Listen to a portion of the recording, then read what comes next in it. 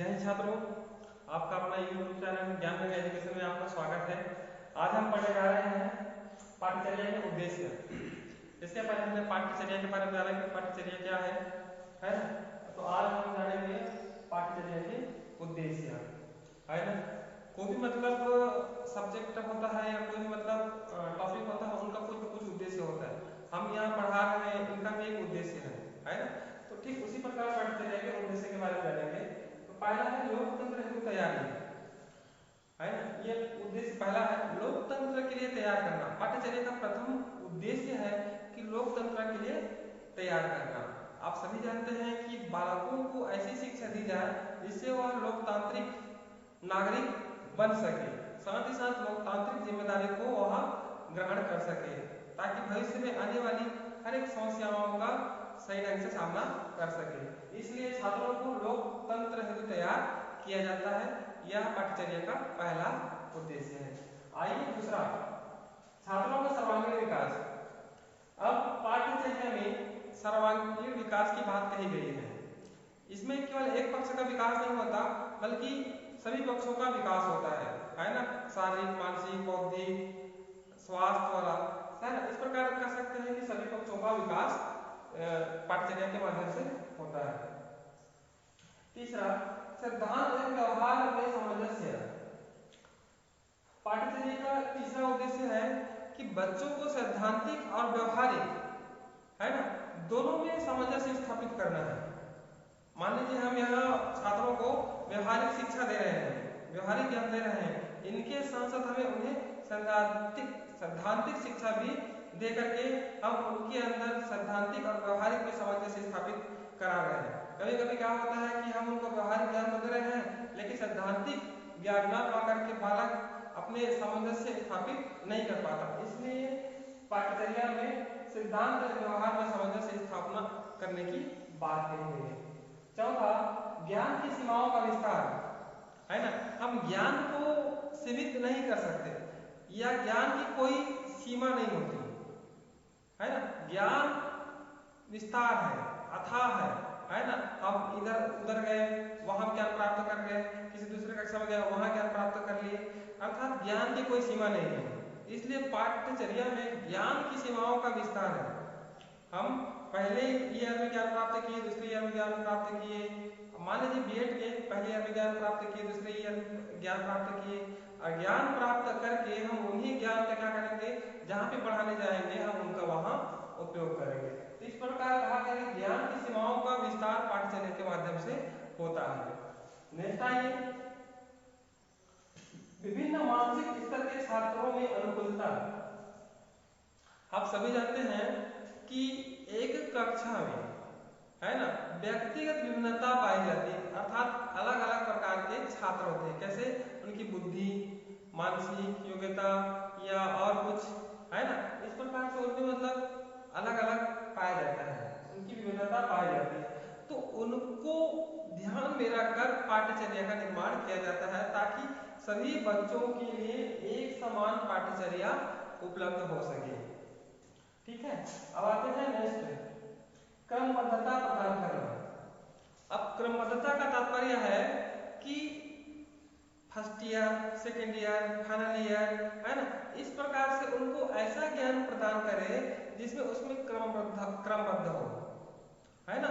मतलब एक क्रम अनुसार से वहाँ ज्ञान प्राप्त करे, और पाठ्यचर्या ऐसा ही निर्माण किया जाता है जिससे छात्रों को दिक्कतों का सामना न करना पड़े, साथ ही शिक्षकों को उन समस्याओं का सामना न करना पड़े।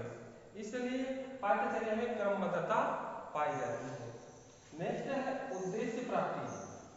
इसके पहले हमने कहा कि प्रत्येक चीज का कुछ न कुछ उद्देश्य होता है, लक्ष्य होता है ना। उन्हीं उद्देश्य को प्राप्ति करने के लिए क्या करते हैं, हम उस कार्य के प्रति हम कार्य करते हैं। ठीक है, तो इस प्रकार उद्देश्य प्राप्ति पाठ्यचर्या का भी एक उद्देश्य है। छात्र पाठ्यचर्या में विभिन्न विषयों को पढ़ करके वांछित उद्देश्य की प्राप्ति करते हैं। मान लीजिए कोई छात्र विज्ञान लिया, कोई छात्र गणित लिया, कोई छात्र आर्ट लिया, है ना। तो अपने आवश्यकता अनुसार विषयों का चुनाव करके उन उद्देश्यों की प्राप्ति करते हैं। तो यह किससे संभव है? वह पाठ्यचर्या से संभव है, न कि पाठ्यक्रम से। नेक्स्ट आइए व्यक्तिगत क्षमताओं का विकास। अब इसमें व्यक्ति के, है ना, क्षमताओं का विकास होता है। कहने का तात्पर्य है कि उनके शारीरिक, मानसिक, बौद्धिक, है ना, सौंदर्यात्मक, इच्छा, है ना, इन सारे शक्तियों का विकास होता है। ठीक है, उनके अंदर एक अलग प्रकार से कॉन्फिडेंस क्षमता का विकास होता है जिनसे वह आगे बढ़ता है। नेक्स्ट आइए सामाजिक साझेदारी का विकास। एक विद्यालय में या एक कक्षा में अनेक प्रकार के छात्र होते हैं, है ना। जब पाठ्यचर्या में बहुत सारे ऐसे मतलब व्यवहारिक ज्ञान दी जाती है, व्यवहारिक ज्ञान से ही क्या होता है, छात्रों में सामाजिक, सामुदायिक और लोकतांत्रिक क्षमताओं का विकास होता है। इसलिए कहा गया सामाजिक साझेदारी का विकास। वो आपस में सामूहिक ढंग से या समूह में रह करके कुछ कार्यों को संपादित करते हैं, इसलिए कहा गया है कि सामाजिक कार्यों का विकास। नेक्स्ट आइए समायोजन क्षमता का विकास। पाठ्यचर्या के माध्यम से छात्रों के अंदर समायोजन क्षमता का विकास होता है ना। कि पाठ में बहुत सारे ऐसे मतलब पाठ्यचर्या में बहुत सारे ऐसे टॉपिक होते हैं जिनसे पढ़ करके छात्र समायोजन क्षमता का विकास करते हैं। उसको पढ़ करके कहा जाए, उसको पढ़ करके वो अपने अंदर अनेक प्रकार के गुणों का विकास करते हैं जिससे वह अन्य लोगों के साथ, अपने शिक्षकों के साथ, अपने मित्रों के साथ या बाहरी व्यक्तियों के साथ समायोजन स्थापित करता है। इसलिए कहा गया है कि समायोजन क्षमता का विकास पाठ्यचर्या के माध्यम से होता है। तो ये हो गया आपका 10 उद्देश्य, है ना। ये सब पाठ्यचर्या के उद्देश्य है। ठीक है, आइए नेक्स्ट आइए आदर्शवाद और पाठ्यचर्या। तो आदर्शवाद में क्या कहा गया है, वस्तु की अपेक्षा विचारों, भावों व आदर्शों को स्थान देना चाहिए।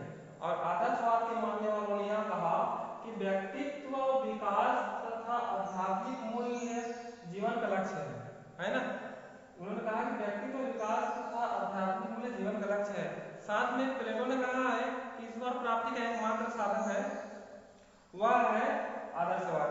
और उनके मानने वाले ने कहा है कि सत्यम शिवम सुंदरम, सत्यम शिवम सुंदरम, इन तीनों को प्राप्त करने का एक ही मात्र है, वह है 3 क्रियाएं। उन्होंने 3 क्रियाएं बताया है। पहला है बौद्धिक, दूसरा है कला और तीसरा है नैतिक। इस प्रकार से उन्होंने 3 क्या बोलते हैं क्रियाएं बताए हैं।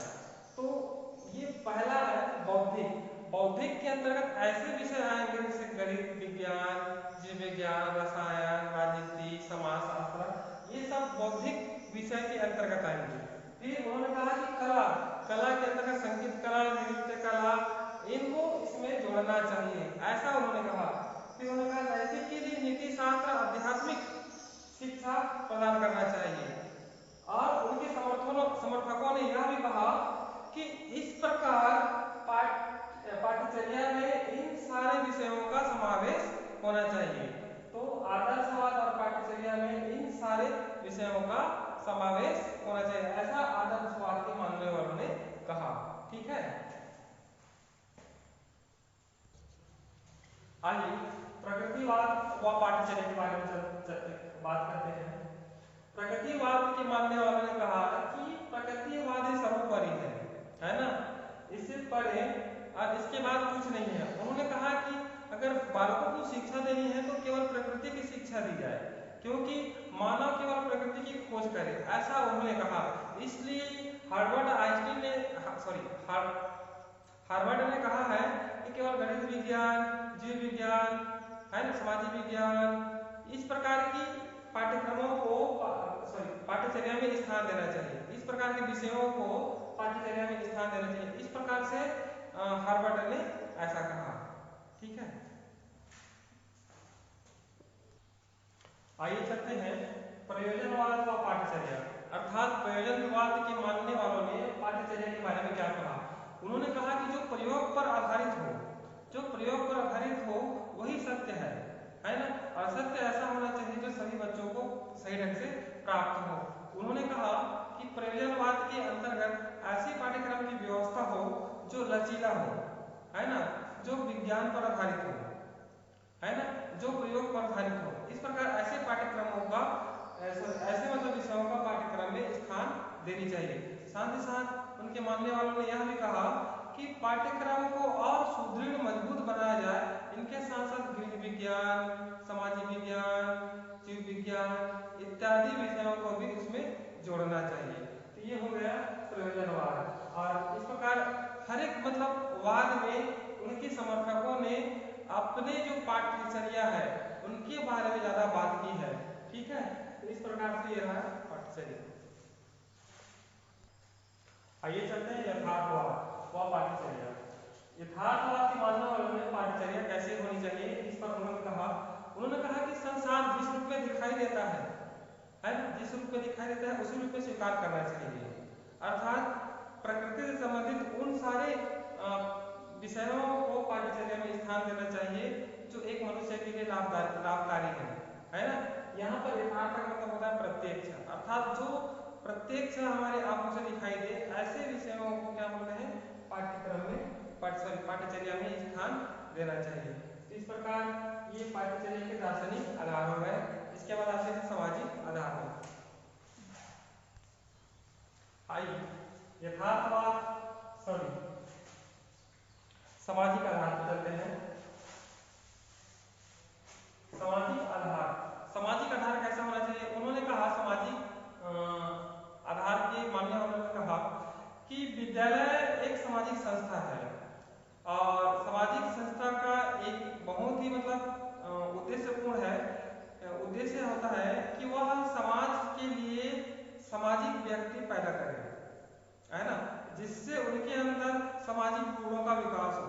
साथ ही साथ सामाजिक गुणों के विकास की उन्होंने दो बातें कही। उन्होंने कहा कि बच्चे या व्यक्ति ऐसा हो जो समाज की संस्कृति परंपराओं को आगे ले जाए, है ना, और एक पीढ़ी से दूसरे पीढ़ी हस्तांतरित करे। दूसरी बात उन्होंने कही कि समाज की उन्नति के लिए कार्य करे। तो समाज की उन्नति के कार्य करे इसके लिए चाहिए कि उनको लिए ऐसा मतलब पाठ्यचर्या का निर्माण करे जिनसे उनके अंदर इन सारे गुणों का विकास हो। तो उसके लिए उन्होंने कहा कि सामाजिक विज्ञान की शिक्षा दी जाए, नीति शास्त्र की शिक्षा दी जाए, आध्यात्मिक शिक्षा दी जाए। इस प्रकार से सामाजिक आधार वाले व्यक्तियों ने ऐसा कहा। ये हो गया। आइए पाठ्यचर्या के मनोवैज्ञानिक आधार, अर्थात मनोविज्ञान के मानने वालों ने क्या कहा कि पाठ्यचर्या मनोविज्ञान पर आधारित हो, है ना, अर्थात उनको ऐसी शिक्षा दी जाए जिनसे वह अपने वांछित उद्देश्यों की पूर्ति कर सके। साथ उन्होंने कहा कि स्कूल में या कक्षा में व्यक्तिगत विभिन्नता पाई जाती है, शारीरिक, मानसिक, बौद्धिक, इस प्रकार से उनके अंदर व्यक्तिगत विभिन्नता पाई जाती है। उन विभिन्नताओं को ध्यान में रखकर उनके लिए पाठ्यचर्या का निर्माण करें। इस प्रकार मनोविज्ञान के मानने वालों ने ऐसा कहा। ठीक है, आइए पाठ्यचर्या के वैज्ञानिक आधार। तो वैज्ञानिक आधार यह कहता है कि पाठ्यचर्या तर्क, चिंतन, विज्ञान पर आधारित होना चाहिए। उन्होंने कहा कि अगर कोई घटना घटित हुई है या कोई एक्सीडेंट हुआ है या घटना कुछ भी घटा है तो उसका घटने का कुछ न कुछ कारण होगा, है ना, घटने का कुछ न कुछ कारण होगा, बिना कारण के कुछ भी नहीं हो सकता। इसीलिए उनके मानने वालों ने कहा कि वह वैज्ञानिक तर्कों पर होना चाहिए, पाठ्यचर्या वैज्ञानिक तर्कों के आधार पर होना चाहिए। इसके एक प्रमुख वैज्ञानिक है हर्बर्ट स्पेंसर। उन्होंने कहा कि जो पाठ्यचर्या है वह विज्ञान पर आधारित होना चाहिए और उन्होंने कहा पाठ्यचर्या ऐसी हो जो मनुष्य को जीवन के लिए तैयार करे। पाठ्यचर्या ऐसी हो जो मनुष्य के लिए जीवन की तैयारी करे। आइए नेक्स्ट, आइए पाठ्यचर्या के सांस्कृतिक आधार। सांस्कृतिक आधार अर्थात संस्कृति से संबंधित है ना। तो इनके मानने वालों ने कहा कि पाठ्यक्रम संस्कृति पर आधारित हो, क्योंकि संस्कृति ही समाज को एक आईना दिखाती है ना। उनके नक्शे कदम पर बढ़ने की दिशा बताती है ना। संस्कृति हमें व्यवहार सिखाती है, इसलिए इनके मानने वालों ने कहा कि पाठ्यचर्या में संस्कृति का भी समावेश हो, जो भौतिक अभौतिक दोनों पक्षों का उसमें योग हो। इस प्रकार से इनके मानने वालों ने कहा। आइए नेक्स्ट, आइए पाठ्यचर्या के ऐतिहासिक आधार, इसके बारे में जानते हैं। तो इनके समर्थकों ने कहा कि पाठ्यचर्या में इतिहास को स्थान देना चाहिए है ना। इतिहास विषय को विशेष ध्यान देना चाहिए, क्योंकि इतिहास ही भविष्य और वर्तमान का निर्धारण करता है ना। इसके पर थोड़ा जानते हैं, अतीत व भविष्य के बीच थोड़ा सा अंतर है ना। कुछ पल बीत जाने के बाद वह क्या हो जाता है, अतीत हो जाता है, अर्थात इतिहास बन जाता है। इसलिए इतिहास से ही हम भविष्य के लिए नई नई चीजों के बारे में जान सकते हैं। इसलिए इतिहास के तथ्यों को पाठ्यचर्या में स्थान देना चाहिए। इस प्रकार ऐतिहासिक पक्षकारों ने ऐसा कहा। आइए जानते हैं पाठ्यचर्या के तकनीकी आधार। तकनीकी आधार से मतलब है कि पाठ्यचर्या में ऐसे विषयों का समावेश करना चाहिए जिससे नए नए तकनीकों का ज्ञान हो, है ना। बच्चे उन तकनीकी से कुछ न कुछ सीखे, और किसी महापुरुष ने कहा है कि तकनीकी राष्ट्र का निर्माण करती है ना। तो इसीलिए आज की जो पाठ्यचर्या है इसमें तकनीकी विषय को रखा गया है, जैसे कंप्यूटर ज्ञान, मोबाइल ज्ञान है ना, अन्य मतलब मशीनी से संबंधित तकनीकी विषय से संबंधित पाठ्यचर्या का निर्माण किया गया है, जो विद्यार्थियों तक पहुंचे और उस ज्ञान से अवगत हो सके।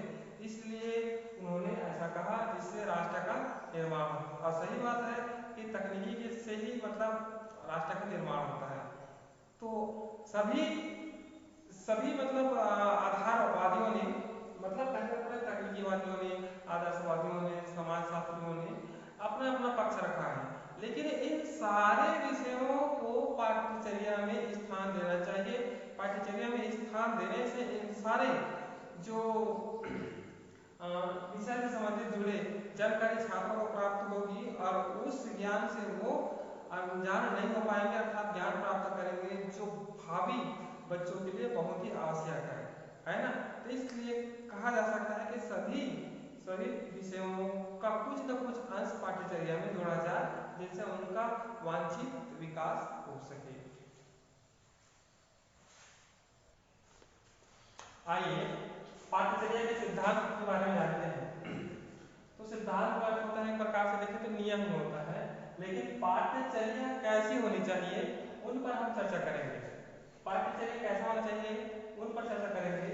तो सबसे पहले देखते हैं जीवन से संबंधित पाठ्यचर्या ऐसी हो जो उनके जीवन से संबंधित हो, अर्थात पाठ्यचर्या में ऐसे विषयों का समावेश हो जिनसे वह भविष्य में वैसे ही कार्य प्राप्त कर सके। उदाहरण के लिए बागवानी, वृक्षारोपण, खेती इत्यादि, है ना। तो ये जो पाठ्यचर्या से वो सीखेंगे, है ना, तो वह भविष्य में उन विषयों से संबंधित कार्य प्राप्त कर सकेंगे। इसलिए कहा है कि जीवन से संबंधित होना चाहिए। नेक्स्ट है उपयोगिता का सिद्धांत, अर्थात जो पाठ्यचर्या हम वर्तमान में पढ़ रहे हैं, उदाहरण के लिए बीएड एक पाठ्यचर्या है, बीएड कोर्स एक पाठ्यचर्या है, ठीक है। तो उपयोगिता का सिद्धांत, जो बीएड पाठ्यचर्या है भविष्य के लिए उपयोगी हो तभी उसको पढ़ना चाहिए, है ना, तभी उसका निर्माण होना चाहिए।